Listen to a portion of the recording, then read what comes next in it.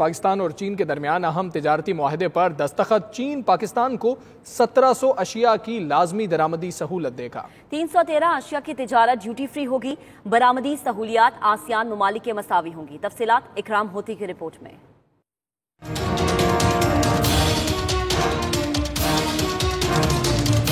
चीन के साथ हर साल 1.3 अरब डॉलर तिजारत बढ़ने का रास्ता हमवार हो गया। पाकिस्तान और चीन ने आजाद तिजारती मुआहदे दोयम पर दस्तखत कर दिए। एलामिये के मुताबिक चीन पाकिस्तान को 1 अरब डॉलर सालाना बरामदात पर सहूलियात देगा। पाकिस्तान चीन को 1700 अशिया की लाजमी दरामदी सहूलत फराम करेगा। वजारत तिजारत हुक्काम के मुताबिक चीन पाकिस्तान को बरामदी सहूलियात आसियान ममालिक के मसावी देगा।